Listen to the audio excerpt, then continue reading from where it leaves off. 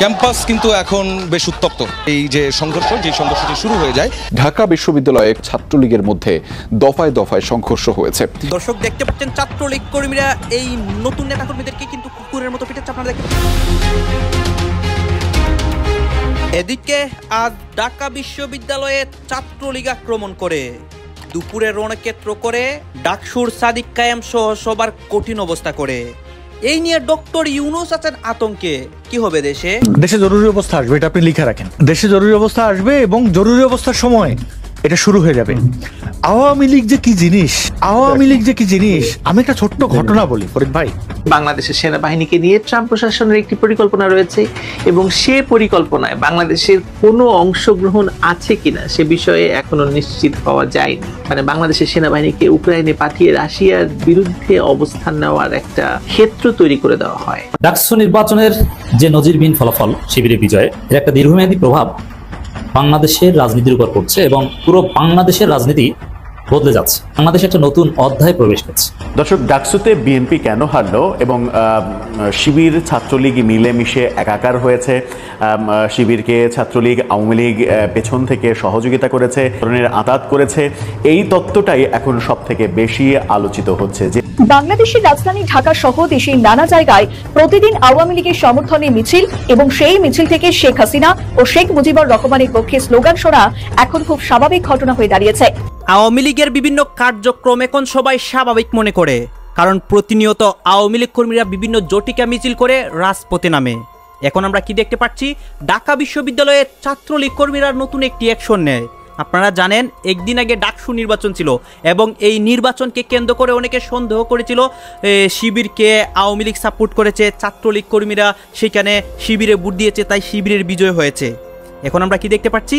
তারা কিন্তু নতুন একটি ঘটনা ঘটিয়ে দেয় আজকে দুপুরে। আপনারা সম্পূর্ণ ভিডিও দেখবেন। এই মুহূর্তে ঢাকা বিশ্ববিদ্যালয়ে কি হচ্ছে, এইগুলা নিয়ে সবাই কি আলোচনা সমালোচনা করতেছে, তাদের আলোচনা থেকেও কিন্তু অনেক তথ্য বেরিয়ে আসতেছে। আসুন দর্শক শ্রোতা, আমরা কথা বাড়াচ্ছি না, আমরা সরাসরি ভিডিওর মূল আলোচনায় চলে যাচ্ছি।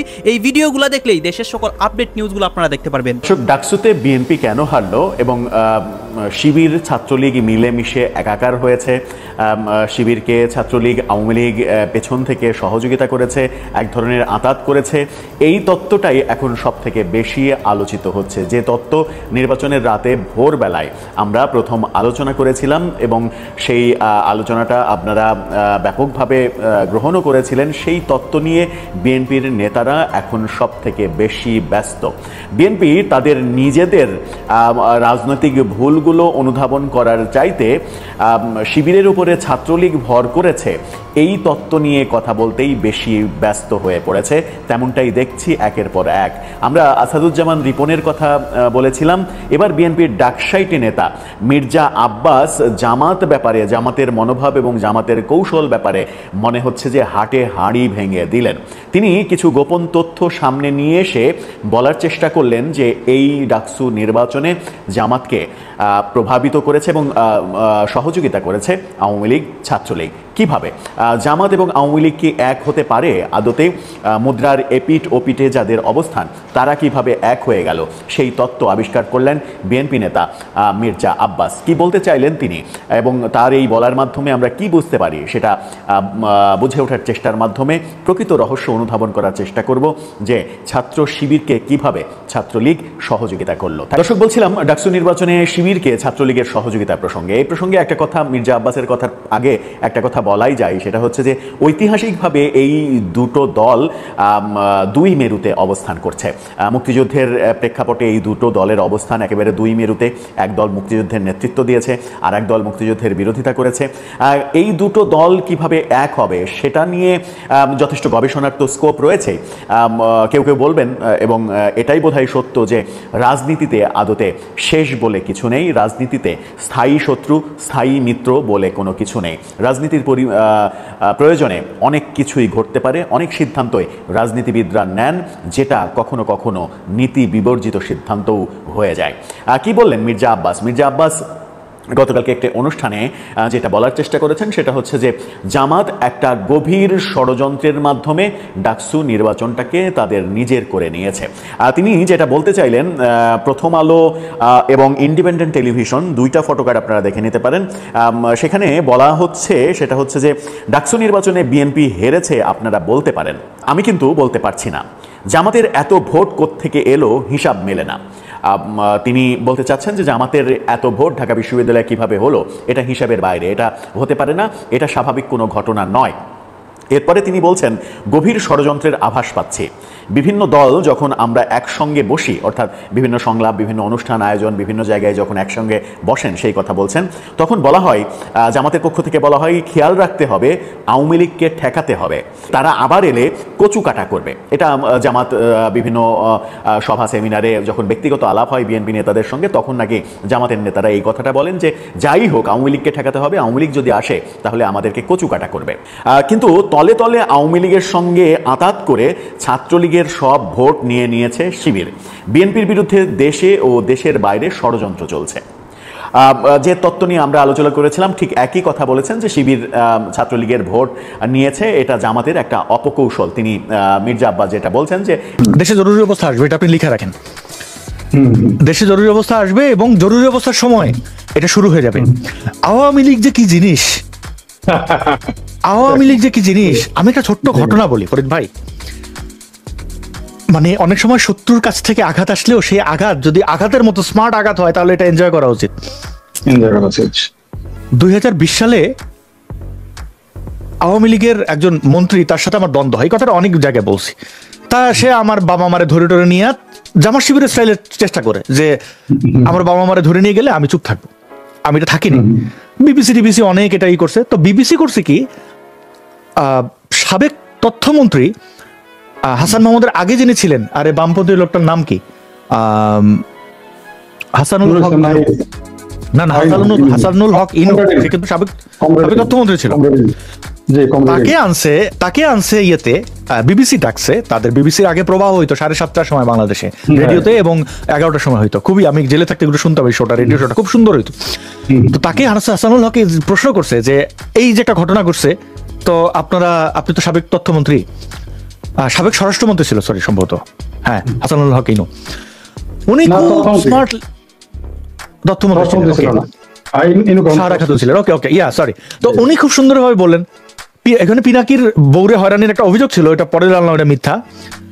আর হচ্ছে যে তাসলিম খলিলের মাকে সিলেটে তার বাসায় যেয়ে ডিজিএফআই ইন্টারোগেশনের চেষ্টা করছে, এই 3টা অভিযোগ নিয়ে তার প্রশ্ন করছে।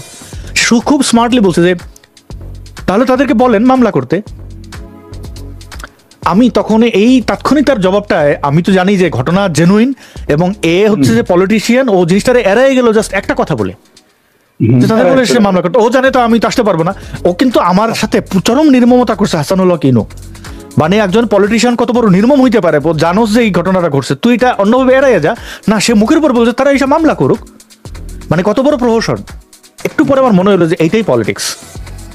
সে তাৎক্ষণিক চিন্তা ভাবনা ছাড়াই, এটাই রাজনীতি। মানে তাৎক্ষণিক যে সে পুরো ঘটনাটা উল্টে একটা সুন্দর কথা বলে ফেললো যে আমি দেখছি পাবলিক পারসেপশন, পাবলিক তো ভাবে সত্যি, তো তারা তো দেশে তারা মামলা করে না কেন, আমরা যে দেশে যাইতে পারতেছি না, দেশে গেলে যে বাইচে থাকতে পারবো না, এই জিনিসটা পাবলিক বুঝবে না। সে এক কথায় যে ফিনিশিংটা দিয়ে দিল, এটা হচ্ছে আওয়ামী লীগ। এই হাসানুল হক ইনু কিন্তু আওয়ামী লীগ না, কিন্তু আওয়ামী লীগের সাথে থাইকে থেকে যে এরকম কথা বলতে পারে আর একজন, তার মানে বলতে গেলে সে হিংসা করার কথা, কারণ সে তথ্যমন্ত্রী ছিল, এখন বর্তমান তথ্যমন্ত্রী হাসান মাহমুদ। কিন্তু ওই কোর জায়গায় যায়, দলীয় কাঠামোর জায়গায় যায়, সে যেভাবে মার্চ করছে, সো এইটা হচ্ছে আওয়ামী লীগ। পরবর্তী তো আপনি তো ঝটিকা মিছিল দেখতেছেন, ঝটিকা মায়ের যখন দেবে, এইটা যে কি কেমন হবে একটু না। মুক্তিযোদ্ধা আপনি বীর মুক্তিযোদ্ধাদের আপনি লতিফ সিদ্দিকীদের মতো কার্জন স্যারের ধরে নিয়ে গেছেন। এখন আপনি তো এই জিনিসটা নজির স্থাপন করছেন। ওই যে আওয়ামী লীগের বললাম, আপনি কল্পনা করেন এখন কেউ অ্যারেস্ট হইলে সে জেলে যাবে নিশ্চিত। বাংলাদেশের রাজধানী ঢাকা সহ দেশের নানা জায়গায় প্রতিদিন আওয়ামী লীগের সমর্থনে মিছিল এবং সেই মিছিল থেকে শেখ হাসিনা ও শেখ মুজিবুর রহমানের পক্ষে স্লোগান শোনা এখন খুব স্বাভাবিক ঘটনা হয়ে দাঁড়িয়েছে। অথচ চলতি বছরের 22শে মে মোহাম্মদ ইউনূসের অন্তর্বর্তীকালীন সরকার নির্দেশিকা জারি করে আওয়ামী লীগের রাজনৈতিক কার্যক্রম নিষিদ্ধ ঘোষণা করেছিল। আর এই নির্দেশিকার পরই বাংলাদেশে আওয়ামী লীগের কর্মী সমর্থকদের ধরপাকড় শুরু হয়ে গিয়েছিল। এমনকি অপারেশন ডেভিল হান্টের নামে কেবলমাত্র আওয়ামী লীগ সমর্থক নেতাদের ধরে ধরে জেলে পড়েছে ইউনূসের সরকার। তবুও দমানো যাচ্ছে না বাংলাদেশের সবচেয়ে প্রাচীন রাজনৈতিক দলটিকে, যা এখন মোহাম্মদ ইউনূসের একমাত্র মাথা ব্যথার কারণ হয়ে দাঁড়িয়েছে। যদিও গত মঙ্গলবার প্রধান উপদেষ্টা প্রেস উইং এর পক্ষ থেকে একটি বিবৃতি দিয়ে জানানো হয়েছিল, বাংলাদেশে আইন শৃঙ্খলা পরিস্থিতি মোটেই অবনতি হয়নি। তাদের বক্তব্য, পরিসংখ্যানগতভাবে নানা ধরনের অপরাধ বৃদ্ধি পেয়েছে বলে মনে হলেও অনেক ঘটনা বিগত শেখ হাসিনা সরকারের সময় সংগঠিত হয়েছে, কিন্তু সেই সময় নিরাপত্তার অভাব থাকায় আক্রান্ত ক্ষতিগ্রস্ত মানুষ থানায় আদালতে যেতে পারেননি। তারা এই আমলে অভিযোগ দায়ের করেছেন বলেই এক ধাক্কায় নাকি পরিসংখ্যান বদলে যাচ্ছে। অন্তর্বর্তীকালীন সরকারের বিগত 13 মাসে হত্যাকাণ্ডের হার তুলনামূলকভাবে বেশি বলে সমালোচনার ঝড় উঠেছিল। সেই দাবি নস্যাৎ করতে গিয়ে এই বিবৃতি দেয় অন্তর্বর্তী সরকার। তাদের যুক্তি, শেখ হাসিনা 16 বছরের শাসনকালে সংগঠিত অন্তত 1130টি হত্যাকাণ্ড শুধুমাত্র সরকার পরিবর্তনের পরেই নথিভুক্ত হয়েছে। পাশাপাশি বাংলাদেশে বর্তমানে যে নতুন সহিংসতার ঢেউ বা মব সংস্কৃতি নিয়ে সমালোচনা চলছে, তাকে ইউনূসের সরকার দীর্ঘদিনের দমিত বিচার ব্যবস্থার প্রতিফলন দেখতে বলছে। এক কথায়, যত দোষ নন্দ ঘোষ বা বাংলাদেশে যে সমস্ত খারাপ বা নক্কারজনক ঘটনা ঘটছে বা ঘটছে, তার জন্য দায়ী একমাত্র শেখ হাসিনার আওয়ামী লীগ। আর সেই আওয়ামী লীগকে কার্যত বাংলাদেশ থেকে বহু দূরে ঠেলে পাঠিয়ে দিয়েছে। বাংলাদেশে তাদের সমস্ত কার্যক্রম যেমন নিষিদ্ধ, তেমনি আওয়ামী লীগের নেতাকর্মীরাও হয় জেলে আর না হলে দেশ ছাড়া। তবুও কেন আওয়ামী লীগ এবং শেখ হাসিনাকে এত ভয় পাচ্ছেন মোহাম্মদ ইউনূস এবং তার দলবল? সূত্রের খবর, আওয়ামী লীগের মিছিল ঠেকাতে বাংলাদেশের গোয়েন্দা পুলিশ গত 15 দিনে ওই দলের অন্তত 3000 নেতাকর্মীকে আটক করেছে। এরপরও ঠেকানো যাচ্ছে না আওয়ামী লীগের মিছিল। গত রবিবার সন্ধ্যায় জনদর্শক উপদেষ্টাকে নিয়ে বৈঠকে বসেন প্রধান উপদেষ্টা মোহাম্মদ ইউনূস। জানা যাচ্ছে, ওই বৈঠকের শুরুতেই দেশের আইন শৃঙ্খলা নিয়ে ইউনূস জানান, যেভাবে দিন দিন পরিস্থিতি জটিল হচ্ছে, তাতে ফেব্রুয়ারিতে সুষ্ঠু ভোট করা চ্যালেঞ্জ হয়ে উঠবে। বিভিন্ন গোয়েন্দা তথ্য এবং পুলিশের রিপোর্ট উল্লেখ করে তিনি বলেন, ঢাকার রাস্তায় আওয়ামী লীগের সমর্থনে রোজই প্রায় মিছিল হচ্ছে। তিনি ওই বৈঠকে দাবি করেন, দেখে মনে হচ্ছে তারা ভোট বানচালের ষড়যন্ত্রে মেতেছে। তবে রাজনৈতিক ওয়াকিবহাল মহল মনে করছেন, ইউনূস আসলে ভোট বানচালের প্রসঙ্গ টেনে নিজের মধ্যে সৃষ্টি হওয়া ভয় ও আশঙ্কার কথাই বলেছেন। কারণ তিনি জানেন, এত বাধা বিপত্তি এড়িয়ে যেভাবে রোজ ঢাকার রাস্তায় আওয়ামী লীগের মিছিল হচ্ছে এবং তা দিন দিন বাড়ছে, তাতে বেশি দিন তাদের আটকে রাখা যাবে না। সোশ্যাল মিডিয়া ছাড়াও আন্তর্জাতিক মিডিয়াতে আওয়ামী লীগের মিছিলের খবর হচ্ছে। ফলে হাসিনার দলকে নির্বাচনের বাইরে রাখা সম্ভব হবে না মোহাম্মদ ইউনূসের পক্ষে। কারণ ইতিমধ্যে ইউরোপের কয়েকটি দেশ সরাসরি আওয়ামী লীগকে নিষিদ্ধ করা নিয়ে বাংলাদেশের ইউনূস সরকারের সমালোচনা করেছে, নিন্দাও করেছে। এই পরিস্থিতিতে আবার বাংলাদেশের সেনাবাহিনীর বক্তব্য আরও আশঙ্কা বাড়িয়ে তুলেছে ইউনূস সরকারের। সোমবার সংবাদ সম্মেলনে বাংলাদেশ সেনার সামরিক অপারেশন দপ্তরে কর্নেল স্টাফ শফিকুল ইসলাম স্পষ্ট ভাষায় জানিয়ে দেন, মব বা গণ সন্ত্রাস সৃষ্টি করে মুক্তিযোদ্ধা বা মুক্তিযুদ্ধকে ছোট করার কোনো সুযোগ নেই। আর আপনি যেটা বললেন যে মুক্তিযোদ্ধা, দেখুন, মুক্তিযুদ্ধের মাধ্যমেই এই দেশের সৃষ্টি হয়েছে। আমরা মুক্তিযোদ্ধাদেরকে সম্মান করি, শ্রদ্ধা করি, আমাদের অন্তরের অন্তঃস্থল থেকেই শ্রদ্ধা করি, এবং এই শ্রদ্ধা সম্মান আগেও যেমন করতাম এখনো করি, ভবিষ্যতে। ডাকসু নির্বাচনের যে নজিরবিহীন ফলাফল শিবিরের বিজয়ে, এর একটা দীর্ঘমেয়াদী প্রভাব বাংলাদেশের রাজনীতির উপর পড়ছে এবং পুরো বাংলাদেশের রাজনীতি বদলে যাচ্ছে। বাংলাদেশ একটা নতুন অধ্যায় প্রবেশ করছে। পুরো বাংলাদেশ, পুরো জাতি নড়ে চলে বসেছে। তবে এখন স্বাভাবিক প্রশ্ন, বা বিএনপির লোকজন এটা বোঝানো যাবে, ডাকসু তো একটা ছোট্ট জায়গা, 40,000 ভোটারদের একটা জায়গা, এখানে শিবির জিতছে, তাতে কি বাংলাদেশের শিবির জিতে গেছে, জামাত জিতে গেছে?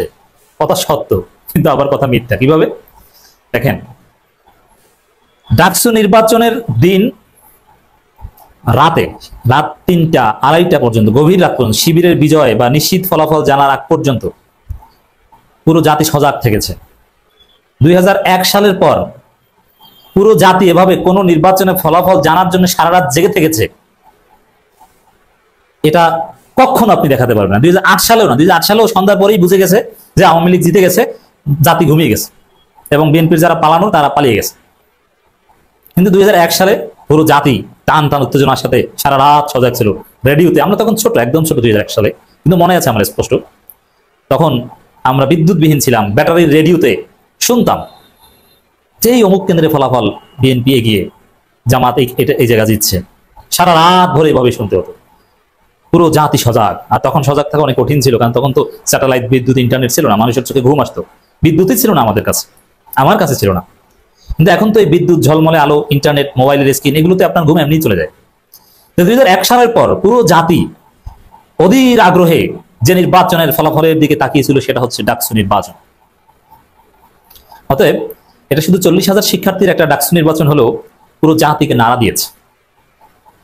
এবং এই ডাকসু নির্বাচনের ফলাফলের আলোকেই পুরো জাতি ফ্রেম হবে, স্ট্রাকচার্ড হবে, রিস্ট্রাকচার্ড হবে।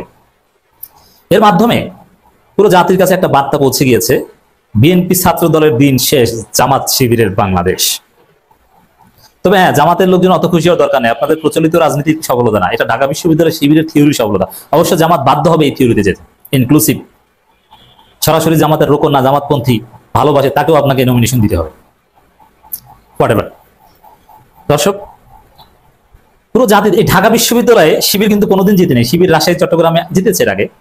ঢাকা বিশ্ববিদ্যালয়ে এত বড় বিজয় এবং বিএনপি ছাত্র দলে ভোট নাই, তারা একদম জয় বাংলা, একটাও জিততে পারে না। এবং তাদের হাম্বি তাম্বি গালাগালি অমুক তমুক এগুলো যে ফেক, শুধু গলার জোর আর টেম্পো স্ট্যান্ডের জোর। বাস্তবে যে আসলে বিএনপি যুগ শেষ।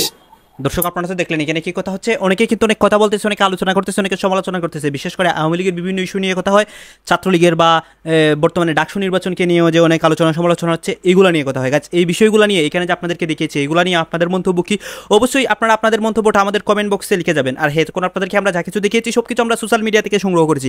এখানে আমাদের নিজস্ব কোনো মন্তব্য নেই বা নিজস্ব কোনো সিদ্ধান্ত নেই। সর্বশেষ আপনাদের কাছে আমাদের একটা রিকোয়েস্ট থাকবে, আপনারা আমাদের চ্যানেলে নতুন দর্শক হয়ে থাকলে চ্যানেলটি সাবস্ক্রাইব করবেন এবং পাশে থাকা বেল বাটনটি বাজাবেন, যাতে করে নেক্সট ভিডিওটা সবার আগে আপনাদের কাছে পৌঁছায়। ধন্যবাদ।